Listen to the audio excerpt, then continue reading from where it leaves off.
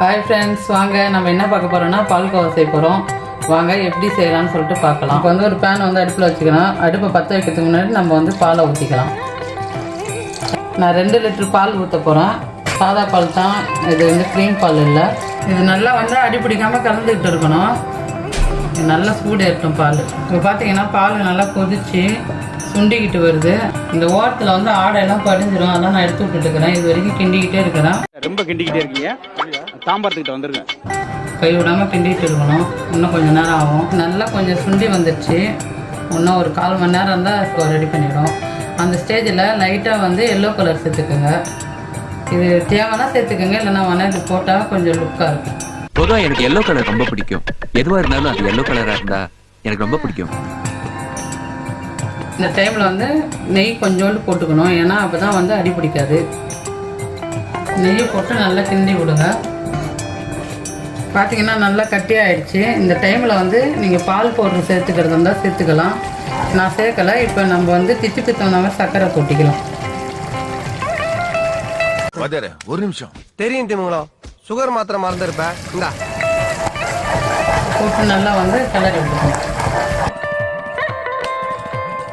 ஒட்டாமல் வருது. இதில் வந்து நான் யானத்தை மாற்றிட்டேன்.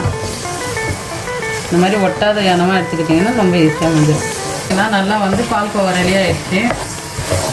கொஞ்சம் டைம் ஆனாலும் நல்லா சூப்பராக ரெடி பண்ணிட்டோம். இன்னும் எவ்வளோ நேரம் ஆகும்? வாந்தி வேறு மாதிரி இது. அதான் இப்போ வந்து நம்ம வந்து அடுப்பு ஆஃப் பண்ணி கொஞ்சம் பால்கோவா வந்து நம்ம கொஞ்சம் ஆற விட்டுறோம். இப்போ நம்ம சூடாகவே வந்து இதை எந்த சைஸில் நமக்கு தேவையோ நம்ம உண்டை பிடிச்சிக்கலாம்.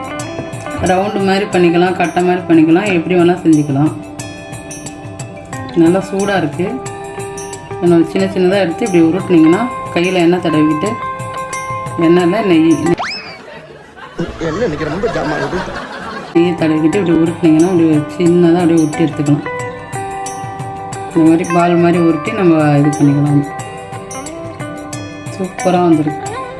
இந்த மாதிரி எல்லாத்தையும் செஞ்சுக்கிட்டு காட்டு. இப்போ பார்த்தீங்கன்னா நம்ம பால்கோவா வந்து 2 லிட்டர் பால் ஊற்றி செஞ்சுருந்தோம்.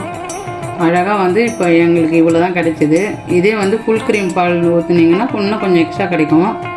நீங்கள் இந்த மாதிரி செஞ்சு சாப்பிட்டு பாருங்கள். சூப்பராக இருக்குது. டேஸ்ட்டும் வந்து அவ்வளோ சூப்பராக இருக்குது. நம்ம பால் வந்து சும்மா நம்ம வீட்டில் டீ போடுவோம்ல, அந்த பால் வச்சு தான் நான் சிம்பிளாக தான் செஞ்சுருக்கேன். நீங்களும் இதே மாதிரி சிம்பிளாக வீட்டில் இருக்கிற பொருட்களை வச்சு சிம்பிளாக செஞ்சு தீபாவளியை வந்து நல்லா வந்து சந்தோஷமாக நம்ம ஜாலியாக என்ஜாய் பண்ணி கொண்டாடுங்க. இந்த வீடியோ பிடிச்சிருந்தால் லைக் பண்ணுங்கள், ஷேர் பண்ணுங்கள், கமெண்ட் பண்ணுங்கள், சப்ஸ்கிரைப் பண்ணுங்கள், பெல் பட்டனை கிளிக் பண்ணுங்கள். நன்றி, வணக்கம்.